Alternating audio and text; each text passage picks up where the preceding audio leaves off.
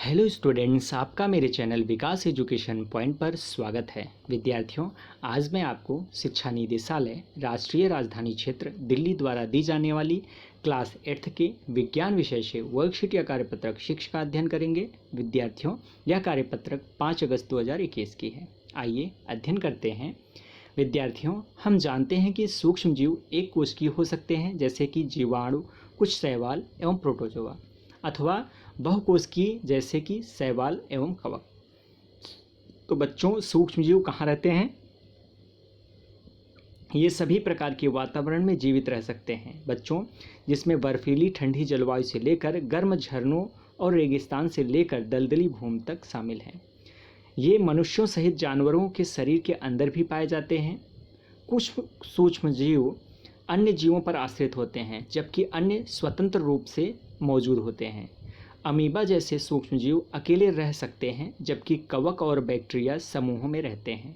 बच्चों, गर्म झरना, यहाँ पर देखिए कुछ चित्र बने हुए हैं। गर्म झरना है, रेगिस्तान है, बर्फीली जलवायु है और मिट्टी है। तो इन सभी प्लेसेस में देखिए बैक्टीरिया पाए जा रहे हैं, ठीक है, पाए जाते हैं। इसका अर्थ है कि सूक्ष्मजीव पृथ्वी पर हमारे चारों ओर हर जगह पाए जाते हैं, ठीक है। सूक्ष्मजीवों का क्या महत्व है बच्चों, आओ देख लेते हैं। सूक्ष्मजीव का महत्व बच्चों, सूक्ष्मजीवों का उपयोग विभिन्न कार्यों के लिए किया जाता है। इसका उपयोग दही, ब्रेड, अल्कोहल और केक बनाने में किया जाता है। इसका उपयोग पर्यावरण की सफाई में भी किया जाता है, जैसे कि जैविक कचरे, सब्जियों के छिलके, जानवरों के अवशेष, मल आदि को विघटित करने और पृथ्वी को स्वस्थ रखते हैं। कुछ बैक्टीरिया और कवक का उपयोग दवाओं को बनाने में किया जाता है बच्चों। कृषि में इसका उपयोग नाइट्रोजन स्थिरीकरण करके मिट्टी की उर्वरता बढ़ाने के लिए किया जाता है, ठीक है। चलिए आगे देखते हैं बच्चों।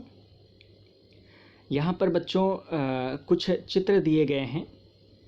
यहाँ पर बेकरी के सामान बनाए जा रहे हैं, दवाइयाँ हैं और नाइट्रोजन स्थिरीकरण है बच्चों। तो इन सभी चीज़ों में जो है क्या होता है बच्चों, बैक्टीरिया का यूज़ हुआ होता है, ठीक है। बैक्टीरिया जो है कृषि में इनका उपयोग नाइट्रोजन स्थिरीकरण करने के लिए, मिट्टी को उर्वरता बढ़ाने के लिए किया जाता है। यहाँ पर इसमें जैसे कि चित्र में दिखाया गया है, दवाइयों में इसका प्रयोग किया जाता है, बैक्टीरिया यूज़ होते हैं, और बेकरी के सामान बनाने में होते हैं, जैसे दही, ब्रेड हो गया, अल्कोहल हो गया, केक हो गया। इन सब चीज़ों में जो है बैक्टीरिया का उपयोग होता है, ठीक है बच्चों।